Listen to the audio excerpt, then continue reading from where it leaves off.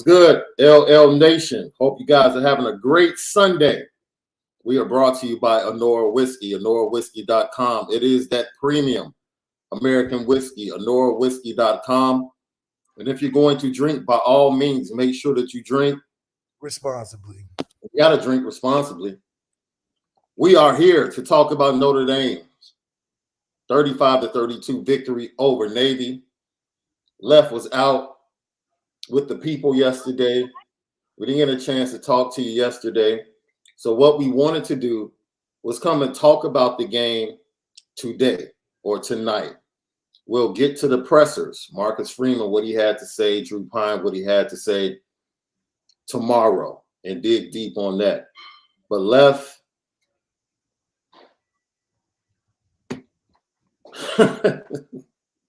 your takeaway. It's like you one of those, you took one for the team. Mm-hmm. You don't really want to talk about it. It's like, all right, I'm a team player, man. I just want to move on. I think it would just be distracting to talk about this game in detail, to be frustrated about it, because it's one of those games that we knew it was just like we got to get through healthy. Yeah. It's going to be rough. There's going to be things in there where you're going to have a false sense of insecurity that maybe we need to fix something. But listen, like we put them to bed. We knew it was going to be a tough matchup. It was going to be a different kind of game. We won. I don't want to keep it going on and on about what I could and couldn't have happened, but I'm glad we got out there with a W and we can move forward with another win. It wasn't pretty. No. But, it's good because, a lot of things of what we talked about, we wanted to see the receivers flash a little bit. We got a receiver making the top 10 plays. We saw Jaden Thomas make some great plays in the past game to get some touchdowns. We saw some guys in some flashes of what could be developed in a game like this where we could have did anything we wanted offensively. We got to see Drew flash in moments, but, it's still not a complete game offensively. We could have and probably wanted to have in a game like that, but 35 points in a victory, you can't complain either. That's a good win, something you can hang your hat on, and for a team and opponent like this that we're not going to see the rest of the year, it's something to close the book on and move forward. Notre Dame comes in at 18, number 18 in the AP poll. This is my problem, Left. You missed an opportunity to finish and probably end up higher in the AP. And with the teams that lost in front of you, end up higher in the CFP rankings when they come out this week. You missed an opportunity to really make a jump, to get yourself in position to possibly get in that 11 or 10 spot in the final rankings if you sweep November. For me, that's the biggest thing. Yeah. Right? You had an opportunity to impress. You didn't impress. That's huge. No points in the second half, 16 yards. You know what? I've seen it before. We can look at Stanford. Like, I'm not even shocked. They've done it already. They've done it already. It is like a. And they're done. It's not surprising. This game gave me a piece about this season. It really did. It really did.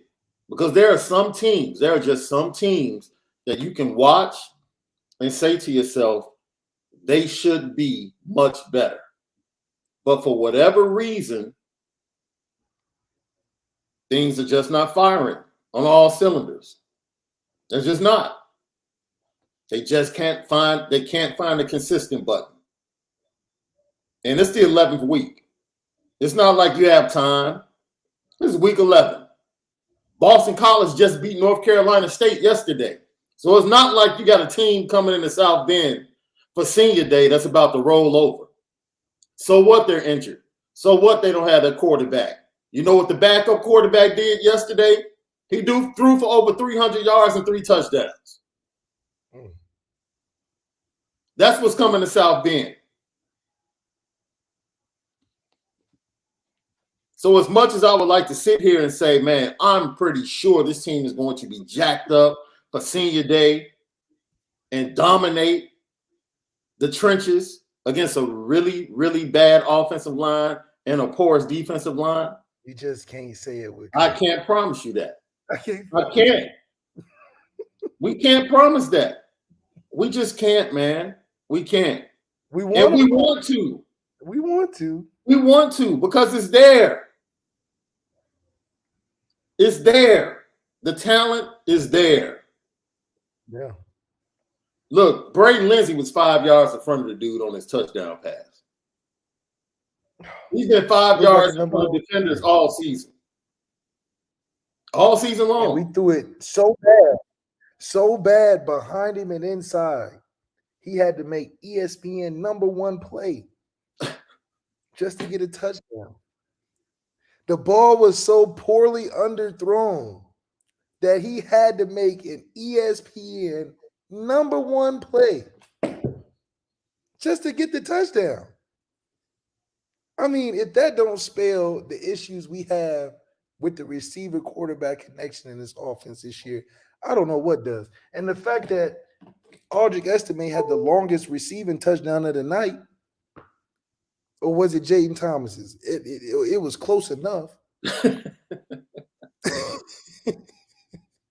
Just spells what's wrong with this offense. Our running backs are catching touchdowns longer than what our receivers are. So I don't know, man. I think this is a unique year for the passing game once again for this Notre Dame offense. I think it would have, thinking about if Tyler was healthy, it'll probably look worse.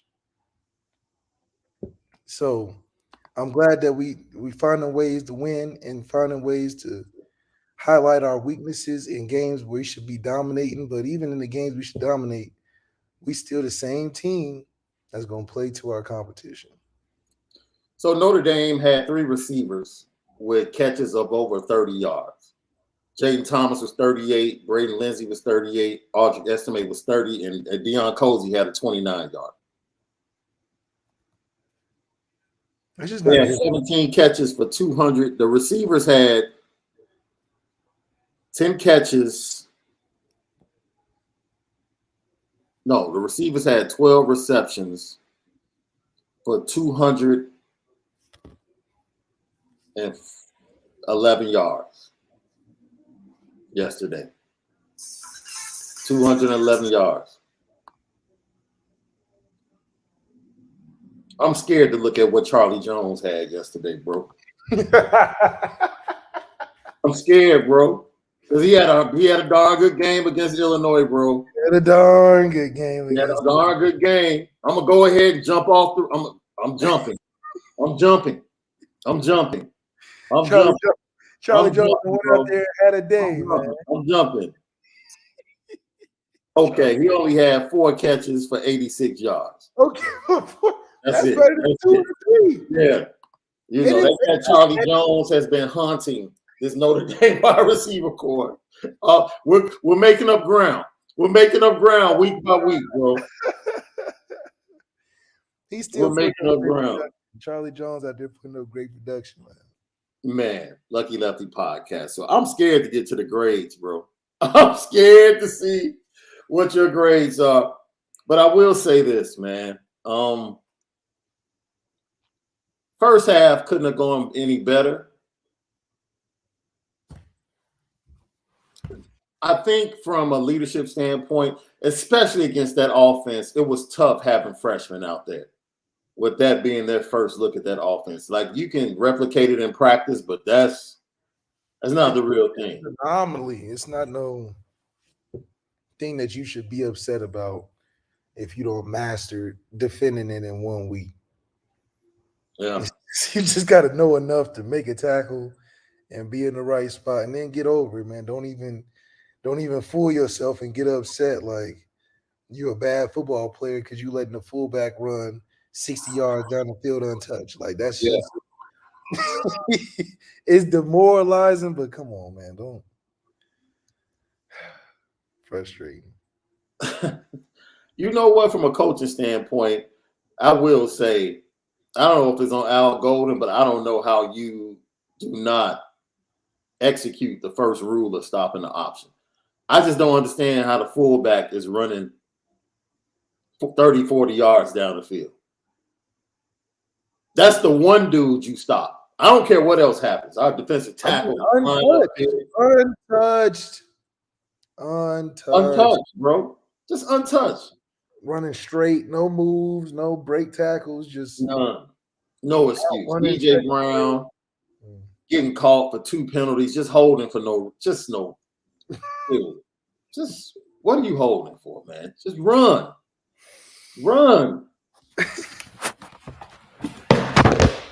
It is. This is a game that we don't even hold it against them, man. It's just one of those things, I promise you. It's like, dude, shout out to Brian Mason and special teams, though. Always 7 straight. Always. 7 straight. 7 punt block. 7 block. Being ready for the onside. Yep. Surprise. And then taking care of the onside to close out the game. Other than that, I'm just glad we got out of this thing healthy. That's it. That's the blessing. Like, you're looking for a blessing.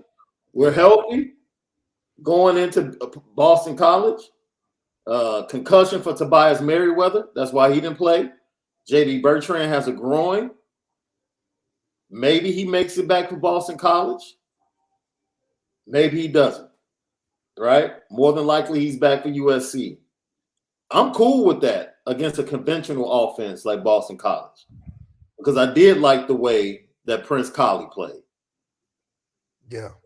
I like the way that Prince Colley played. Aggressive. I like to play, dude, Benjamin Morrison once again. He's a dog. He's a dude. The star showed up. The star showed up. You know, it seems like Jaden Mickey in the slot once again played bad leverage. You know, didn't turn quick enough when they stack the receivers. Guy runs by him. Can't have that. It just can't happen. Can't happen. Especially when you know they're throwing. They're throwing. So you might as well forget about run support at that point. Like I say, they're throwing. So especially when they don't have many things that's out of that package. They either running straight or they running. They ran straight up the field, or yeah, they wasn't doing nothing that I'm like, man, I gotta watch film. No, there was no 20-yard dig, no hitch, none of that. None of that. It was either verticals, slants, corner, or wheel. That's it. Very simple offense. Simple route tree. Offensive line. That makes it frustrating, though. Look, a lot of people have some things to say. Look, I debated the offensive line with people all day, all night. Look, man, when it's 5 offensive linemen and a running back, that makes 6. When they're bringing 7 and 8, just not enough people. You don't have enough people.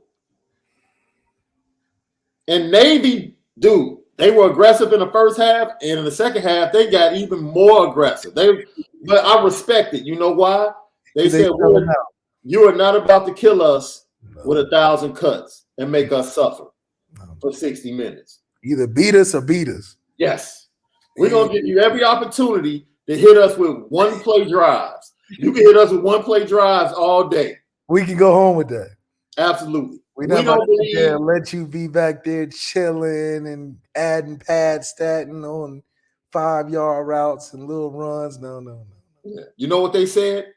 We don't believe your quarterback can do it for a full game. That's all they said. We're going to keep coming. He might be hot early, but he can't do it for a full game. He can't do it for a full game. He can't do it for a full game. And what do you know?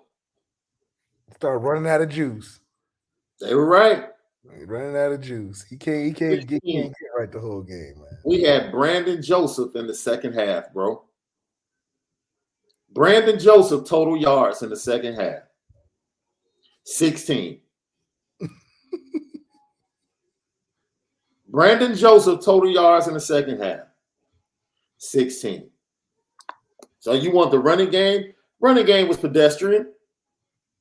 It was pedestrian, and chatting with the guys from yesterday. It was pretty much the same running game, a game plan from Clemson. They wanted to run duo. But this is the problem. Navy, as we said, has a good run defense because they only give up 80-some yards per game. They selling out. We said that. And because we said that, what was the question we asked on Thursday? Is this the game that you allow Drew Pine in the passing game to get on track? Because Navy gives up darn near 300 yards on average in the passing game. And you can tell that secondary is bad. You can tell. Middle of the field was wide open all game long. All game long. They were bad. And we still couldn't execute. Still couldn't execute. Heck, if we didn't get the block punt, that gave us 7 points. The Clarence Lewis interception, that gave us another short field and 7 points. Yeah. So how efficient was the offense really in the first half? That's the question. How good were they in the first half? They put up 35 points, but it was aided by an interception and a block punt. You have to ask yourself. So then the second half, man, look, they treated Drew Pine like the rest of the NBA treats Russell Westbrook when he catches the ball, bro.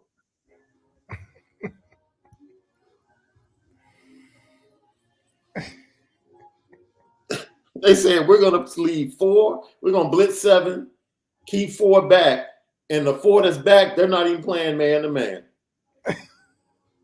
We're still going to keep our safeties deep. Yeah. Nothing.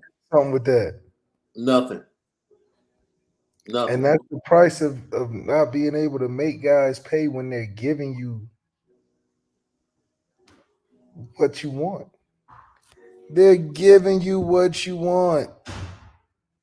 And you can't even take advantage of it. But then you want to turn around and talk about Pine time. No. Navy had a formula to beat us, knowing that we had a lack or an Achilles heel to a team that should never be that close to Navy. 35-32, Clemson's probably like kicking himself in the butt like, man, we should have blitzed the hell out of Drew Pine. What are we doing? So hopefully this is not something that other teams are looking at and be like, well, maybe they got something with that. With better players, can Drew Pine the next week respond to the team that's probably going to do the same thing Navy did? Oh, man, without question. Boston College is bringing 7 all day. All day. All day long. Navy can live with an Aldrich Estime catching touchdown. Because they like, that's rare. We just messed up. But if that's what Notre Dame want to live on, oh, yeah, we got him. We got him. So I know it's going to come next week. It's going to come probably worse next week. Can Drew step up to the plate? Now, this is the thing. Remember we lowered the legislation on Drew Pine to 150 and 2 touchdowns, thinking that if we lowered it to 150, he would give us the 220 that we wanted. And I was like, yo, maybe we did the right thing. Yeah. Right? This man throws, 4 touchdowns in the first half? Puts up like 250? I'm like, oh, we're cooking with grease. I'm like, this dude, Drew, might go over 300. Yeah. He might hit 3 bills. Left, please explain this to me. No, seriously, man. Answer this for myself and LL Nation. Because it just seems like when it goes bad for him, it goes bad. And as a quarterback, is it upon you to pull yourself out of that, or is it on the offensive coordinator to find a way to pull you out of that. Like, we need to know, Left. It's the same thing as if you pour a half cup of juice. Is it the bottle's fault that it's not a full can of juice? You can't blame that can of juice when only having half a can left. So no, it's not true. But if you have can of juice, you better make it work. You better add some water. You better start mixing it with other juices or something. Because a half is only a half. You can't get more out of that. So you got to make it last. So if the talent at that position is maxed out in the first half, you better come up with something to get more points because you know that you ran out of juice. It's over. Right. He only can give you half. Right. So you better not drink it all in the first half. We drank it all in the first half, and it was clear.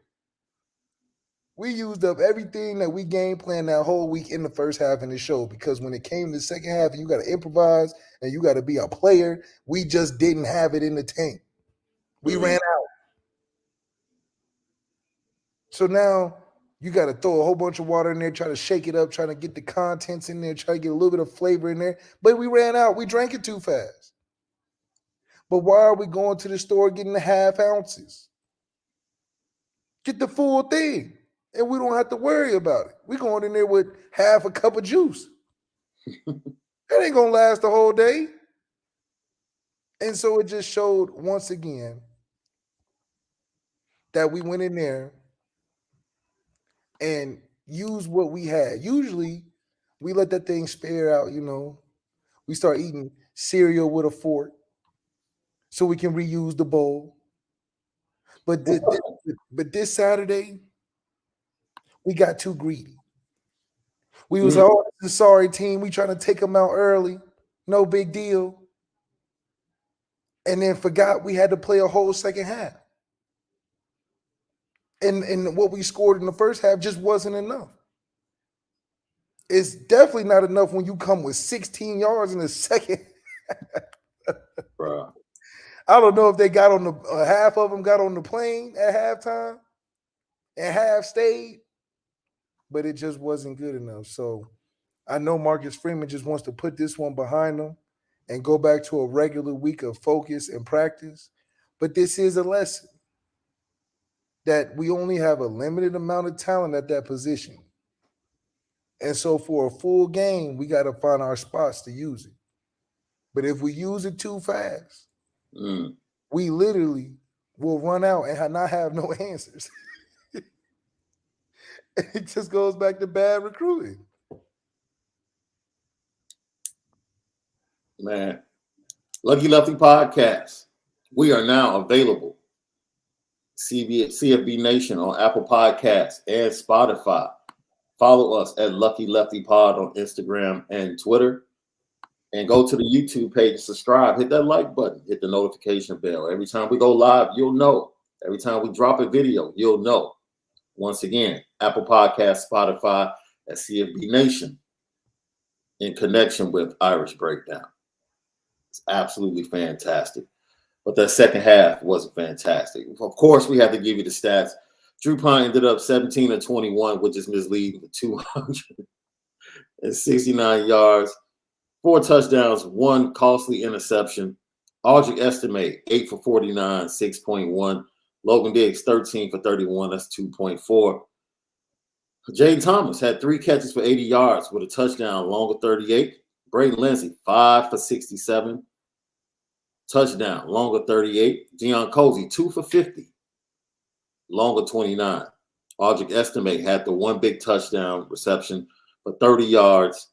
He took it to the house. And that was a called play. It wasn't like Drew checked down or went to saw the hot read and checked to it. That was the called play in anticipation of the blitz. And that's why he hit Aldrich Estimate out of the backfield. The running backs are wide open in the flat all game. All game long. All game long. So, like we said, the struggles are real. We understand that. But listen to me and listen to me good. LL Nation.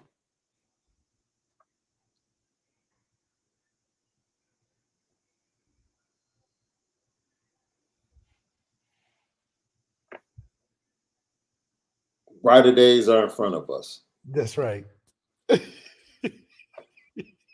You know, brighter day. Hey, if this is the tough time we have to go through, it could be worse. It could be worse. You could be coming off the #1 all-time recruiting class and be bowlers like Texas A&M and Jimbo Fisher. You could. Well, they got a whole roster that's hurt though. They whole starting 22 is hurt. It's something crazy. I saw the roster out. It's like all the starting DNs and backup DNs are gone. Yeah. Both starting quarterbacks gone. All the starting receivers gone. They must have had Longo over there doing that weight program. Yo, I think Marcus Freeman, from watching him, and I can't wait to talk about his comments on tomorrow's show. I think Marcus Freeman was more than perplexed and upset yesterday. Just perplexed and upset. You know why, Left? It'd be different if his youngsters were out there just playing awful. Clarence Lewis giving up touchdowns. Cam Hart giving up third downs. Yeah. DJ Brown, 2 holding calls, 2 passing. It's false starts by seniors. By seniors now. Not Blake Fisher. By seniors. Yo, the inconsistency comes from the leaders and the veterans. The inconsistency is not coming from your youngsters. No. It's coming from your veterans. And that's why he struggles to understand what's wrong with this team.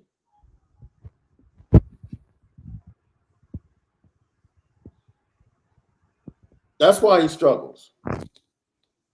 Have you ever watched a dude in the neighborhood and you're like, man, this dude can jump, he can dribble. Like, this dude is fast. Like, dude, all this stuff. Why isn't he better? Why is he doing something with it? Some people just can't get right, man. Some people can't figure it out. Can't figure it out. Can't build it. No. Some people just can't figure it out. And that's the piece I have with this team, Left. I'm good. Win, lose, or draw the next 2 weeks. Because I have a full understanding that this is just an inconsistent football team. There's really nothing to fret about. Nothing to fret about. It's week 12, man. Week 12, yeah, week 12. This is week 12. It's just an inconsistent football team. Dude, you can say it's because of one position, or you can point out multiple positions. You can even point to the coaches. It's an inconsistent football team. It's an inconsistent team. Absolutely right. Hasn't changed. Every week they're going to leave points on the field. They're going to leave opportunities on the field every week. Every week. Yeah. If this is not defense playing well, special teams playing well to support the offense, we don't know what. Let special teams have a bad week. Oh man, you will see a huge change. Man, if special teams has a bad week with this team, it'll be way too much of a factor for the win, and that's odd. Yes, way more in the factor of winning than it should be. Even though it's a part of the game, it's a phase of the game. But man, if special teams was to ever have a bad day, it would reflect directly on the entire scoreboard and the team. Yeah. That's a good and bad thing because we have good special teams, right? That score points and make plays, change momentum of the game. But it's almost too much of an important piece to the team. That if we was ever to slip and not have these anomalies of 7 block punts in the season so far. Stanford wouldn't be the only disappointing loss this year. No. It wouldn't be. No. And a lot more games would be a lot tighter if it wasn't for that. So shout out to Marcus Freeman on really, if you had to think about it, patching the holes in a lot of the concerns we had from last year. Guy he stand back, got more explosive on the special teams, increased the team's athleticism and speed, got the team back focused on the mission, brought seniors back, got good transfers in. The only thing he didn't get a chance to do, which is coming up week after week, is the one position we complain about the most. So I do feel good that what we see today is not going to be next year's team. Even with the same players, because I feel good about the ingredients that we still have. Yeah. So it'll be interesting. All right, man. We've prolonged it. We put it off long enough. Get to these grades, man. These team grades are brought to you by Onora Whiskey at OnoraWhiskey.com. That premium American whiskey, OnoraWhiskey.com. If you drink, make sure you drink responsibly. Notre Dame defeats Navy 35-32, and what can only be surmised as a hella disappointing second half. 20 yards and 0 points. So we start with the offensive line. What's your grade for the offensive line? Get offensive line a B, man. Listen, without them, it wouldn't have scored 35. They was able to manage the 7-man pressure as best as they could with what they were in the position for, and having limited possessions as well. I mean, we didn't get the ball in the second half till 4 minutes left in the third quarter. Right. So you got to consider for us to work with urgency and still be secure up front for as best as we can. Now, if we had an athlete at quarterback where he was dynamic like a DTR or something, I'm sure we would have a lot less sacks. But overall, you got to give him a B because without him, we wouldn't have scored 35 for sure. All right, we go to the wide receivers. What's your grade for the wide receivers? I'll give them a B because they made plays in the moments that they did. To have 3 guys over 35 yards, it's a good start. You know, I don't feel great about it, but damn it, to get a top play on ESPN, you can't get a C. You know, so you in the B range, and to make good with what they're getting. I mean, this is some few and far between opportunities through the air, but we continue to find ways to take advantage of opportunities and score or make big plays in those moments. So shout out to those guys for staying locked in, because if I was a receiver, it'd be hard for me to get 3 catches every other game. So it'd be hard for me. I'll be looking at the transfer portal so fast. I'm like, I got to get something better than 3 catches a game.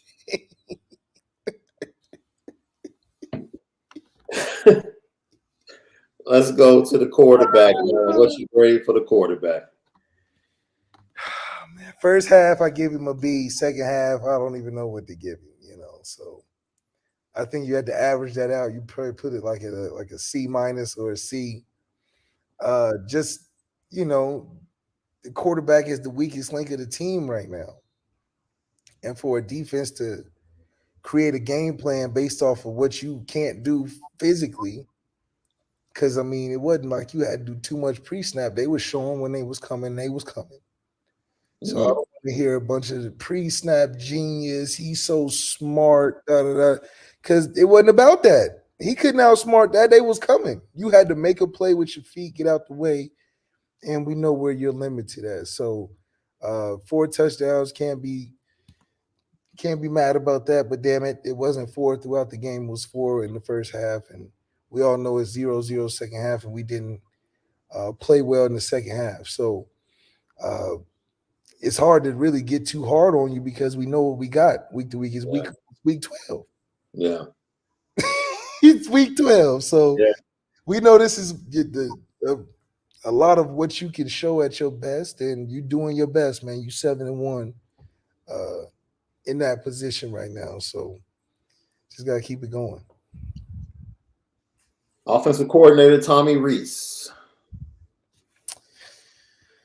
I think he had the right idea, man. He came out with the right stuff. Tommy Rees just when you don't have guys that can make you look good when you're not calling your best stuff, and it makes you have to call everything the right way, or it's not going to turn out how you want it to without getting the backlash.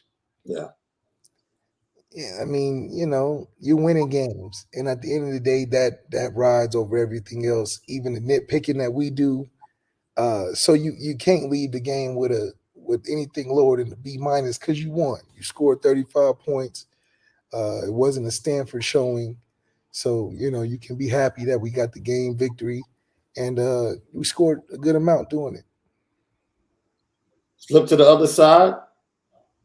Defensive line. What's your grade?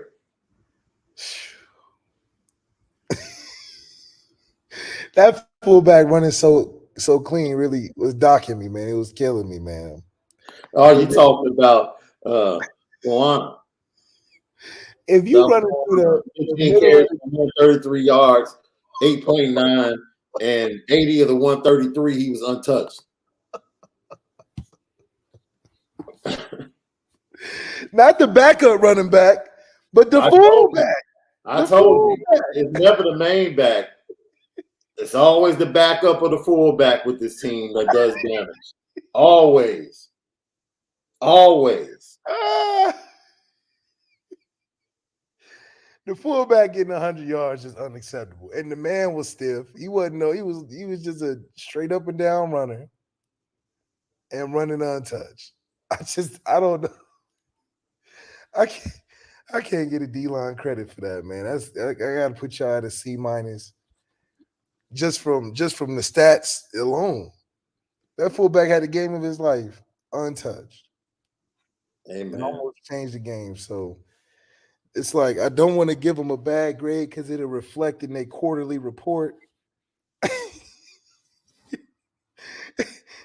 Their parents gonna ask about why they got this D from class on this one assignment.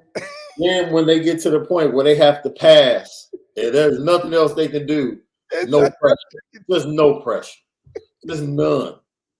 It's like, yeah, that's linebackers, man. Linebackers, man. Listen, just the whole defense tackling just really disturbed me, man, because it just was like they're not going over your head. They're going right through the middle. And we just falling off of guys, and I'm just glad we came out with a win. I got to get them guys a C. The whole defense gets a C. Because Marcus Freeman, he's not walking out of that game anything other than relieved and highly upset that we went and played to the level of our competition again. It's like he can't go up there 2 weeks in a row and be like, I'm proud of this team. Right. He gotta go like, I'm proud, and then come back, okay, we must have came back to ourselves, a reality or something, because we just can't put a full thing together back-to-back weeks yet. Whatever that halftime speech was, get rid of it. Whatever he said, don't ever say it again, bro. Ever. Whatever snacks y'all was having, don't have them. You might as well have put a stopwatch or a watch up in front of them dangling and put them in a trance. Like whatever you said, they would hypnotize the entire second half. The entire second half. Man, Al Golden. Al Golden, man, I just think that I'm gonna give him a little bit of a break, man. He's not used to running against triple option wing T type of teams. He's used to NFL schemes and all that good stuff.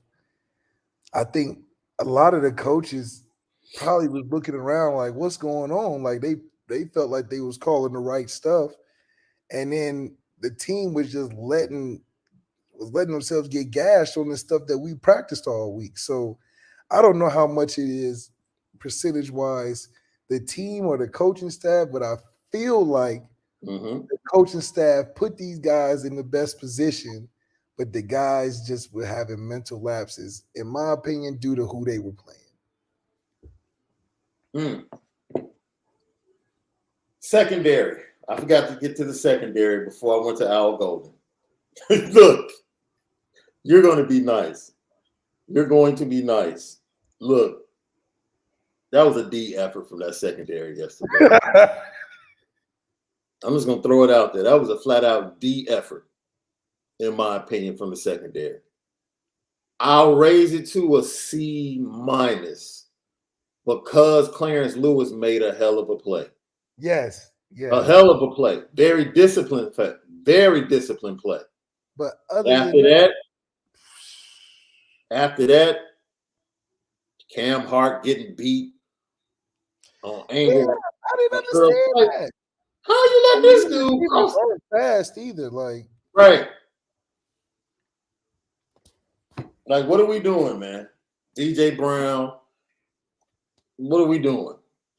Clarence Lewis once again in the fourth quarter, just Jaden Mickey being out leveraged again. Again, just stuff that you're like, okay, if we did this last week, we wouldn't have won. So what's going on? Like, how y'all turn it off the week after? See, they thought Navy was going to quit like Clemson quit. Yeah. You got the wrong ones, bro. We told you they fight to the death. To the death. They're not going anywhere. The scoreboard doesn't even matter. The score doesn't even matter. They're like, oh, there's still time left. Oh, we're just gonna put our head down and go. And that's what they did. We played like, oh, y'all about to quit pretty soon. Let's just pack it up. Right. We got off fast, and now y'all supposed to lay down. They're like, look, the score don't matter, man. We out here playing every snap like our life depend on it. And they did that. We were bored during the second half, and it looked like it. But them boys just chipping away. And we just so sleep to the fact that it'd be like, hold on, y'all supposed to lay down now. We forgot it was Veterans Day. Yo, Marcus Freeman, I wish I would go ask Coach. I would go across the hallway and ask Coach Ken, can we have your team's heart? That's right. Give us your heart. Yeah. We have enough talent over here. Give us your focus and heart. Them boys play like be good. Nothing else mattered. Them boys said, oh, we got another play. Oh, we're going to execute.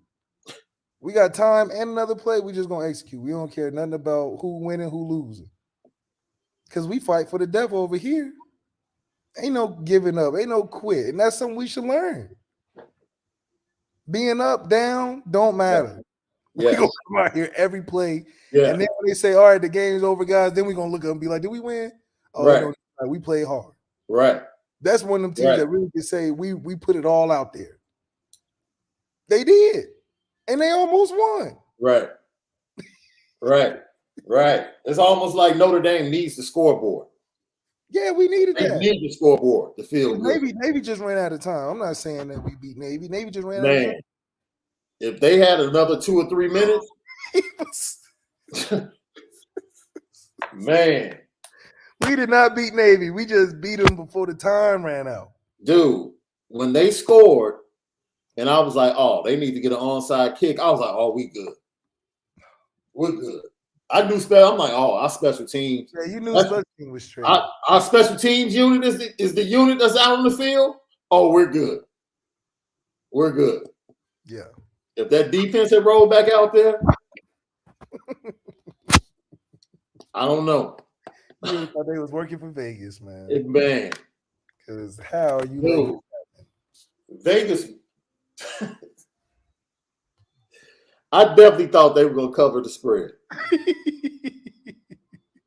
Without question. I'm like, oh, they're covering the spread in this one. Yeah. And now Navy goes on to continue to get blown out in games. Games won't be close against Navy for the rest of the season. And we're going to be like, damn, they're going to look back on their season and be like, at least we almost had Notre Dame. We lost to the Santa Monica State by 100, but at least we was within 3 of Notre Dame. I'm trying to see because see if they gave this stat. I'm sure they didn't. The last time Notre Dame had 2 scoreless halves in a season. It has to be. It has to be some type of record, dude. Has to be. Man. The last time Notre Dame had 2 scoreless halves in a season.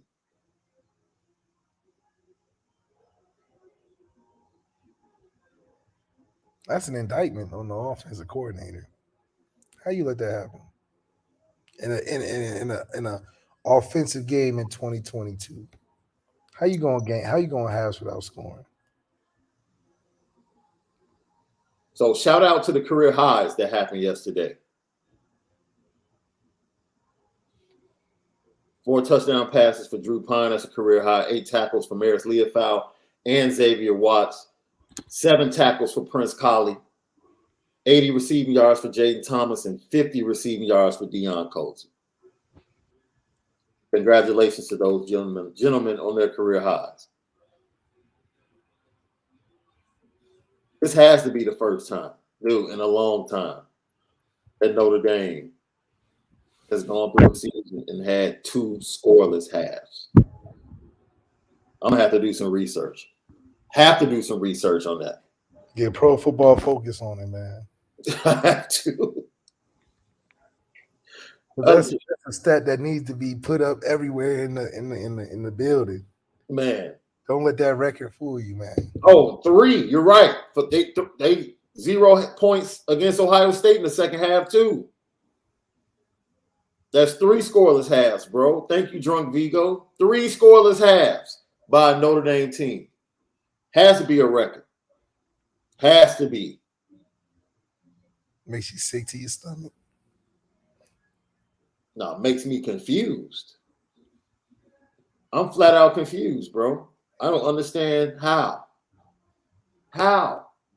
Even bad teams don't do that. No. And I'm not about to sit here and put it on one position because that's not a deficit, enough of a deficit to have 3 scoreless halves. 3 scoreless halves, man. It's not a good look. 3 scoreless halves. Not a quarter. Not a quarter. That's not going to get us in the top 5 scoring offenses this year. 3? That's just imagine if Alabama had a scoreless half. The school would probably melt down. When's the last time they went scoreless in a half? Never. And we got 3 in one season. I bet you Bill O'Brien wouldn't be there if they went scoreless in a half at any point. Bill O'Brien stinks, and I don't even think he has a scoreless half on his resume. He don't even have a scoreless half. And he stinks. I don't know what you make of that.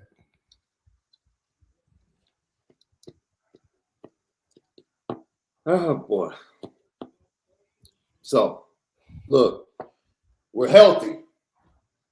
Boston College and USC on the horizon. It is what it is. We're healthy. That's the main thing. That's right. You get your guys back against Boston College. If not, you'll see them against USC. Either way, this team should handle Boston College with the team that took the field yesterday. Yes. They should. Even the team that took the field yesterday, we should handle them, boys. They should handle Boston College. And we'll dive into it all week. We'll break it down. No, they did not answer the bell. No, they did not turn the corner. No, they didn't give us the performance that showed us that they can handle success. We didn't get any of that. None of that. And you know what? We have peace. That's what this performance let us know. We can have peace in knowing that this is just an inconsistent team. It's an inconsistent team. It's just an inconsistent team. It's just an inconsistent team. It is. And instead of waiting for that perfect performance or that full complement or that full complete performance, some people might think it was Clemson. This team can play better than they played against Clemson. Yes, because we got 30 points on the field then. They can play better than that. Will it happen? I don't know. The Clemson game was just what happens when the offense can play as well as the defense. That's all that is. The defense played above average. They play usually really good each game. They played above great, and the offense played good for the first time all season. The offense never played great all season.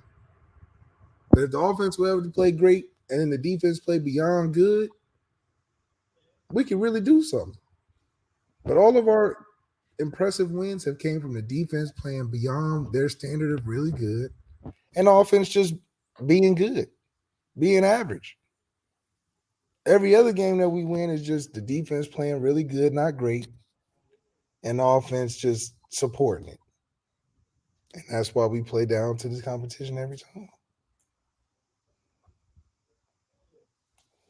I'm shocked when you see it. Yeah.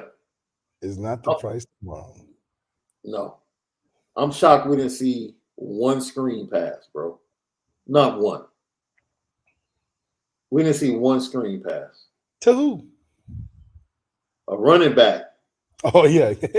I mean, heck, a middle screen to a tight end. Yeah. Something. When you know they're blitzing 7 and just being aggressive, slow them down somehow. Right? Slow them down somehow. And people were like, you couldn't run on Navy. They said that yesterday. I was like, dude, once again, nobody has run on Navy.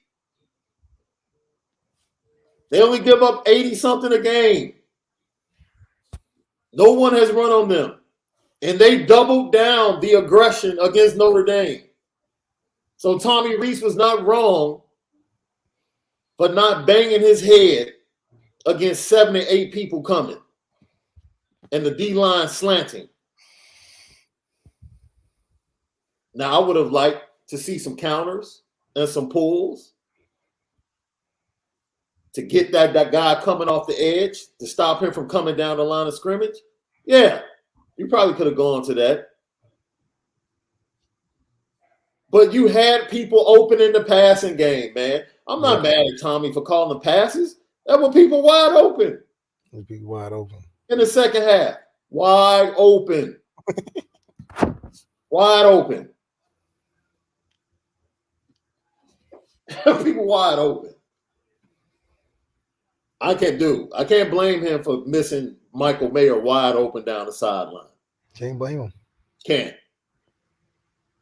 blame him for missing Lorenzo Styles wide open across the middle. Can't blame him for missing Braden Lindsey once again. And damn near missed him on that touchdown, man. Braden Lindsey had to make an extraordinary play. ESPN #1 play of scoring a touchdown after beating the guy 5 yards. My brother, look, Dan Orlovsky said it. Dan Orlovsky said it. Oh, bro, you got to get rid of the ball. This man the man. This dude has him beat. Hit your back foot, get rid of the ball. Let it go, man. Let it go. But I tweeted it. Everything has to be perfect. Yes. And that's what makes it so stressful. You gotta get the perfect play call every time. That's not an easy thing to do. And because of that, you're gonna have halves where you don't score no points. Yeah. Because you gotta set up everything to the T. And if one thing is off, the whole half is off. Because you ain't going on the script. You gotta find some guys that can improvise, get off the script. Because when the script is a bad script, it shows. Because we can't do nothing outside of that script. David Solomon has a question for you, Lee. So I'd like to know if back when Malik played, would you have come to the sideline and asked to let you throw to a running back out of the backfield?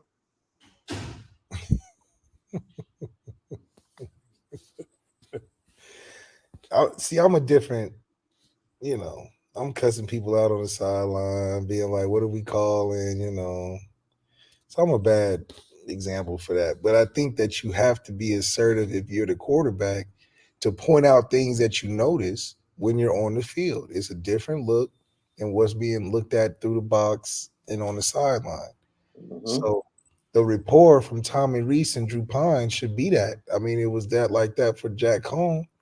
I'm sure if Jack Cohn saw something that he wanted to go to, Tommy trusted his veteran experience as well as, his connection and relationship with him that, I'm sure Jack had a couple plays that he suggested going there and had an impact in the game or the next drive. So I'm sure Drew has to have some rapport for that, because if they don't have a good connection, what is Drew and Tommy even doing together?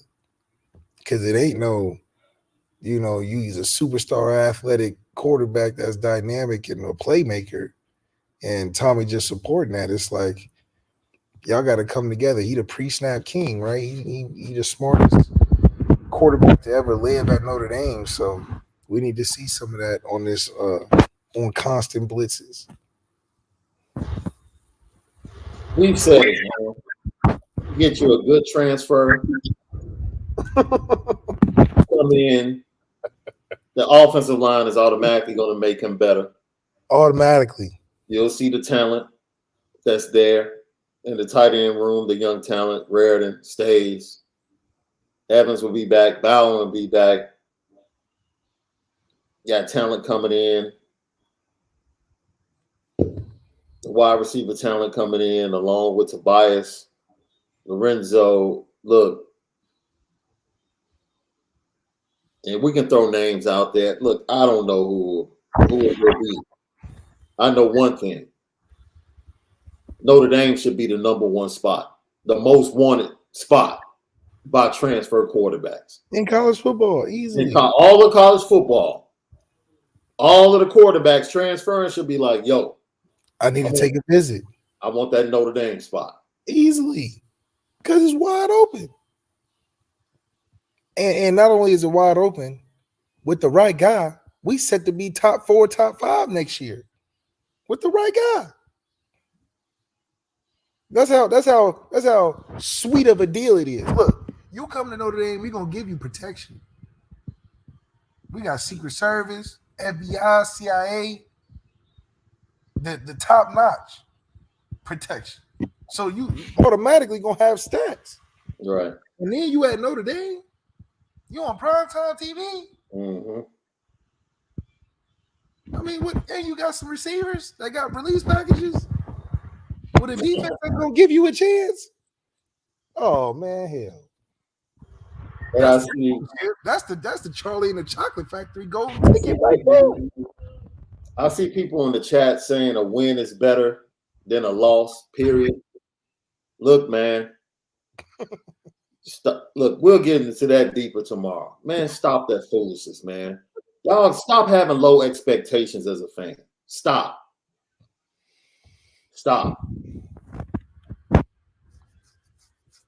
That's that loser mentality stuff, bro.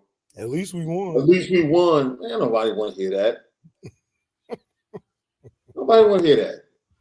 You almost gave up a darn 28-point lead to Navy.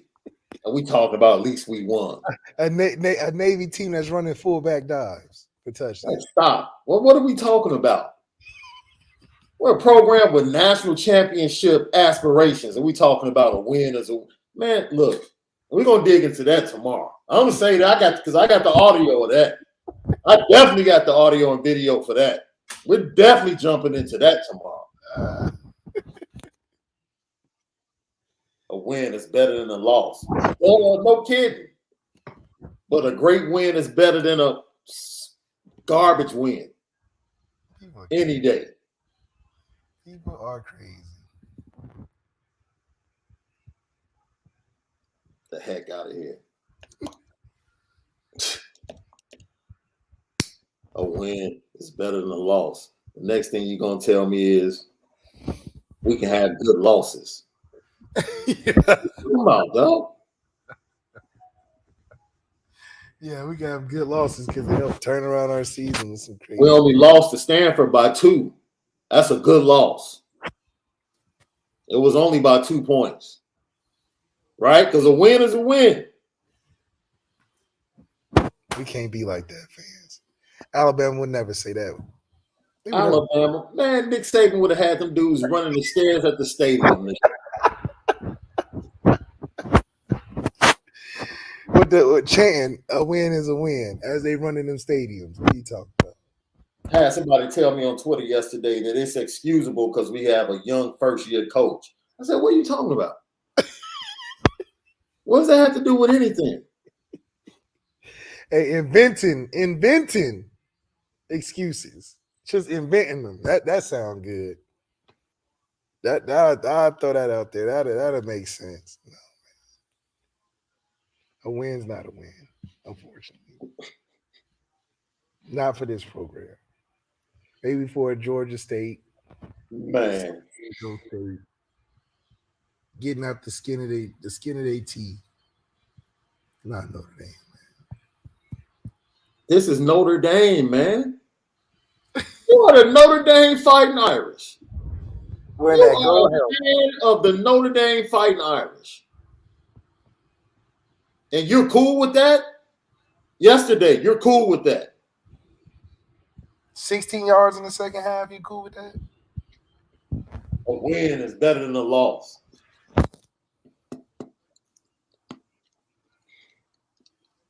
Let me ask you a question, Left. Let's say we go to Vegas and we sit at the blackjack table and you won $10 the first day. And you say, Shaun, let's go back. I feel lucky today. And you win 100 the next day. You won both days, right? Didn't you win both days? I won both days. Are they the same? No. Okay. Okay, but a win is better than a loss, though. You didn't lose nothing. So, but take it for what it is. No. Come on, man. No. I'm glad we won. Look. But we beyond being glad to win. Once again, you know me. I would fight tooth and nail against any fan base in this world. I don't care. That's right. I'm about it when it comes to Notre Dame. But we're not doing this low expectation stuff. We're not doing that. Not here. This is not the podcast for that. No. It's not good enough. No. It's a top 5, top 6 program in the nation. Every year. Every year. We're not doing that. That's that stuff y'all let the previous coach slide with. It didn't get you any national championships. None. And he out there playing more aggressive, going for 2 versus Bama. All right. I see you.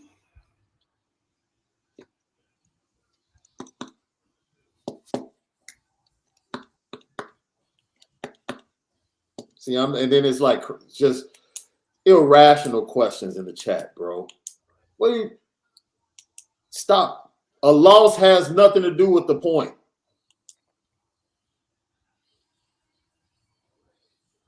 I don't care what the outcome was. Yesterday was not good. It wasn't good. The outcome doesn't matter. That's not good. It's not good.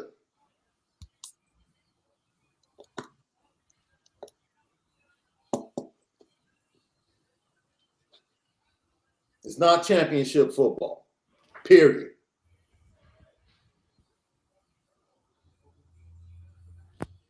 A championship team. That's just a dumb. That's really a. I don't want to call it dumb. It's an irresponsible question to ask a fan. Would you rather have a loss? That's silly. That's like me saying, would you rather have a cold or a broken leg? It's silly. It's silly. People that are driven by outcomes overlook their flaws. Like we just said, Notre Dame they need to see the scoreboard. And what did you say, Lev? They need to see the scoreboard. That's what they're not motivated unless they see outcome. Yeah. Championship teams erase the scoreboard at halftime. They don't need a score. We're going to play with the same intensity and the same perfection we played with in the first half. That's the difference. And if y'all satisfied with that and want to talk about a win is a win and outcome matters, it doesn't. Because when you come up against a real team, they're going to expose all of that crap. And then we're going to whine about why they can't play a complete game. Because y'all fell in love with outcome. You fell in love with outcome with Brian Kelly. You fell in love with close wins over Toledo with Brian Kelly. And then when you came up against a good team and got spanked, then you wanted to ask why do we keep getting spanked? Because you're driven by the outcome. And that crap is good enough. Yeah. So tell me outcome matters when you get spanked by a good team. Until this program gets over small games like that, thinking it's cool to put performances like that on the field against inferior competition and playing down to the competition every time they face inferior competition, you're not getting championship football at Notre Dame. It's not getting done. And the fan base is going to continue to have low expectations talking about, well, at least we won. This is Navy for crying out loud. Navy. Houston blew Navy out. Cincinnati blew Navy out. Fall for that foolishness coming out the locker room. Marcus Freeman didn't say that crap. You go listen to that player who said that crap and go listen to what Marcus Freeman said. That's right. You see a totally different mentality. Totally different. Towards that game yesterday.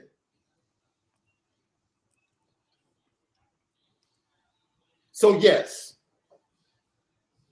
Nick Saban tells you all the time. I tell my team, don't even look at the scoreboard. Don't even look at it. We're driven by process, not outcome. That's right. That's right. And that's why Alabama wins championships. Every time. I guarantee you, Navy, as bad as that Alabama team is this year, I guarantee you Navy would get blown out by 35. Blown out. It wouldn't be close.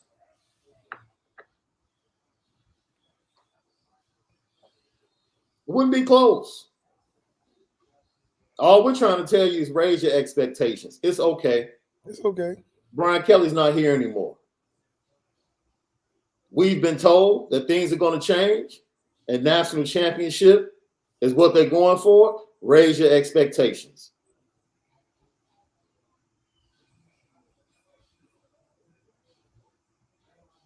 I'm telling you, dealing with this fan base, the expectations are low with the team. The expectations are low in recruiting.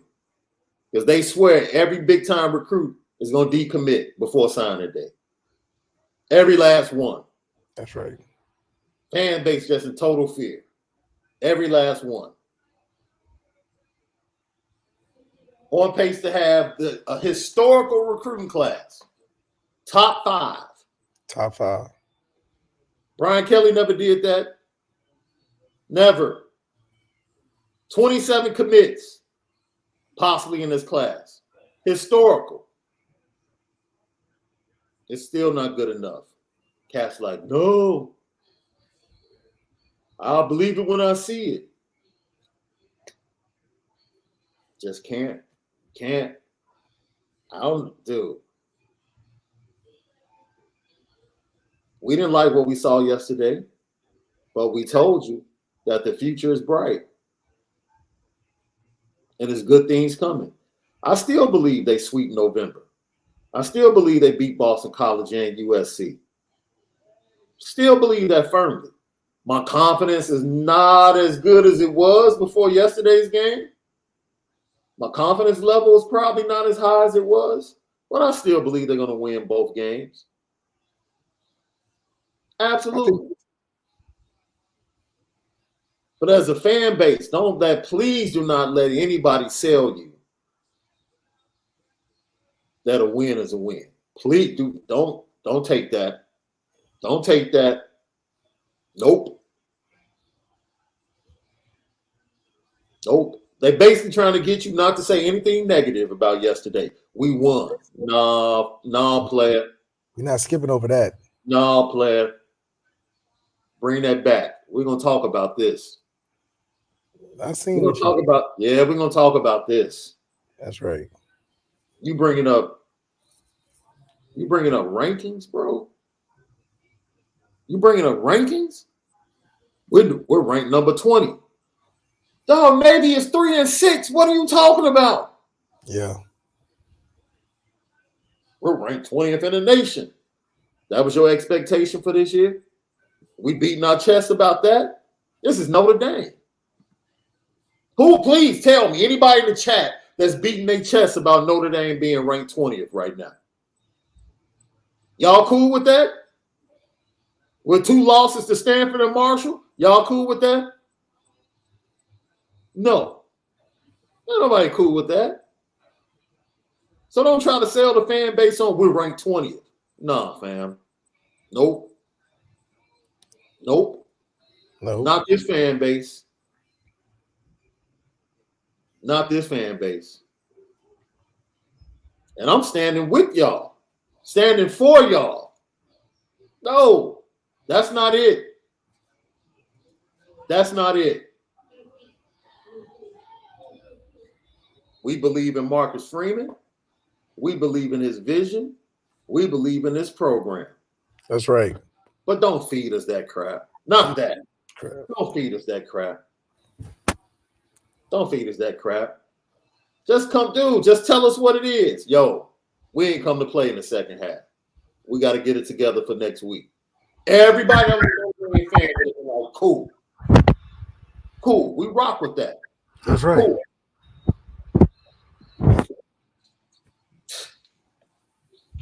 These cats copping, please. We ranked 20th. We won. That's all that matters. No. We're not a complacent team or a fan base. So the expectation has to continue to be pushed, and we got to continue to address when it's not. Because when we get comfortable and think that's okay, we get these lulls of finding excuses of losing all these big games. Marcus Freeman said, "No more. We winning this shit." Clemson, we not taking the easy way out. So trust in Marcus Freeman at MFR, he gonna get things turned around on a narrative level for sure. Oh, I'm all in on the dude. I'm all in on coach. I'm all in on this program. But we're going to tell you the truth on this podcast. Flat out truth. And we love LL Nation. You can agree, disagree. But don't feed us bull.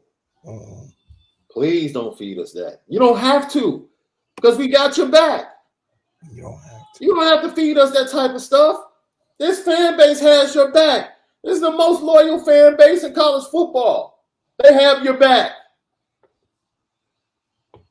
You don't have to catch a tube. You don't. We got your back. Just be honest and go put in the work. That's it. That's it. But telling us where you ranked, we know where you ranked. We seen it. We ain't cool with that. Maybe that can slide up a Syracuse or North Carolina State or North Carolina or Connecticut. Maybe that can slide. Since Connecticut became bowl eligible yesterday, maybe that can slide up in Connecticut. Yeah. Not here. Not South Bend. Not South. No. 60, like my boy Jay Henry said. 16 yards in the second half? No. Not good by any metric. No. Not good by any metric. No.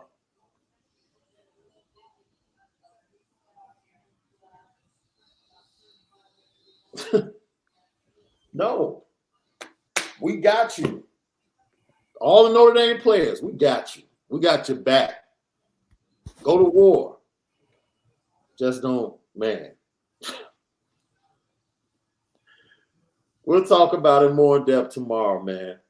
Thank you for everyone. Remember, go check out the podcast. Available now on Apple Podcasts and Spotify. CFB Nation on Apple Podcasts and Spotify. Download that right now. Set yourself up to get the automatic download as soon as we upload a new episode. You'll get it. That's in connection with Irish Breakdown. While you're at it, go ahead, give us 5 stars. Leave your comments. We respond to your comments afterwards on our YouTube channel. We'll do the same thing when it comes to Apple Podcasts and Spotify. The climb to 3,000 is real. We're almost there. And it's because of you, LL Nation. It's because of you that we do what we do. And we get the inspiration to talk Notre Dame football each and every day. Lucky Lefty Podcast. We spin it different. Thank you to our God for our super chat, Milk Fan 15. We appreciate you. DP 24-28 with 4 touchdowns. He still gets criticism from fans. Is he overly criticized or am I missing something? B. Lindsay had the best catch of the year because of the worst throw of the year. That's why we upset. Notice he put up the first dude. He put up stats, and he left out the interception in the second half. He didn't put that in there. He didn't throw that in there. The missed throw to Mayer, the sacks that were on him because he just wouldn't let the ball go. Wouldn't let it go.